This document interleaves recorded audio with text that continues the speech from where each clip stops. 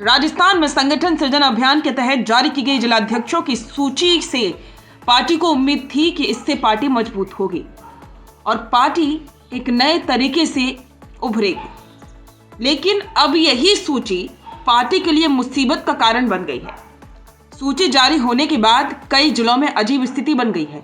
कुछ नवनियुक्त जिलाध्यक्ष पद स्वीकारने से मना कर रहे हैं, तो कई नेता अपने नाम न आने पर सोशल मीडिया पर खुलकर नाराजगी जता रहे हैं।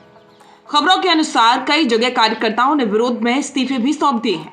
ऐसे में यह अभियान संगठन को मजबूत करने के बजाय पार्टी के लिए आफत साबित होता दिखाई दे रहा है। संगठन सृजन अभियान का उद्देश्य संगठन को मजबूत करना था, लेकिन मौजूदा विवादों ने इसे पार्टी के लिए सिरदर्द बना दिया है।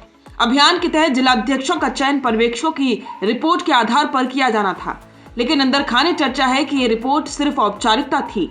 पार्टी में ये भी कहा जा रहा है कि जिलाध्यक्षों का चयन सिफारिशों और दबाव के आधार पर किया गया है, जिससे राहुल गांधी के बताए संगठन सृजन के मिशन पर भी सवाल उठ रहे हैं। इसी कारण से अब तक 5 जिलों में जिलाध्यक्षों की घोषणा नहीं हो पाई। सूची में सबसे पहले विवाद धौलपुर से उठा, जहां बसेड़ी से विधायक संजय कुमार जाटव को जिलाध्यक्ष बनाया गया था।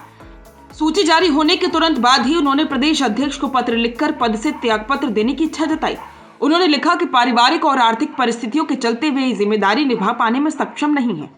उनके त्यागपत्र ने पार्टी नेतृत्व पर चयन प्रक्रिया को लेकर नए सवाल खड़े कर दिए हैं और इसी तरह चूरू में भी मामला गर्मा गया है। पार्टी ने यहां मनोज मेघवाल विधायक सुजानगढ़ को जिलाध्यक्ष नियुक्त किया, लेकिन खबरों के अनुसार मेघवाल इस पद को स्वीकारने में इच्छुक नहीं थे।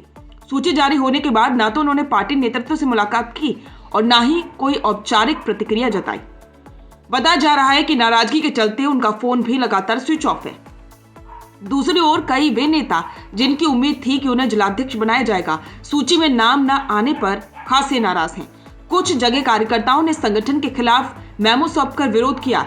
इससे साफ है कि कांग्रेस के लिए चुनौती सूची जारी होने जितनी नहीं थी, बल्कि उसके बाद पैदा हुई स्थिति ज्यादा कठिन बन गई है। यहाँ पर सवाल खड़े हो रहे हैं कि क्या ये सूची बिना कार्यकर्ताओं के बातचीत के, उनकी इच्छा के बनाई गई है, या फिर जो पैनल तैयार किया गया था, कहा गया था कि 6 नामों का पैनल अलाकमान को भेजा गया है, वो पैनल बिना कार्यकर्ताओं की इच्छा के भेजा गया।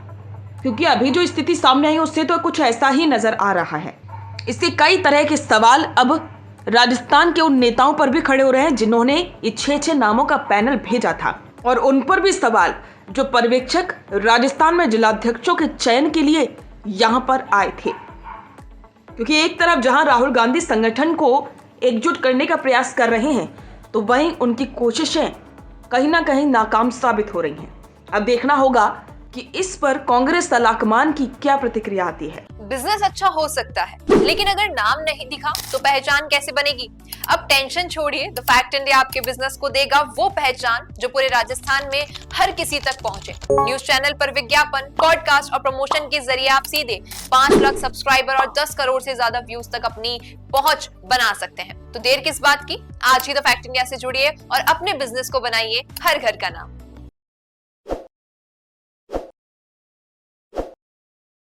ताज़ा खबरों के लिए विजिट करें द फैक्ट इंडिया की वेबसाइट और डाउनलोड करें द फैक्ट इंडिया ऐप।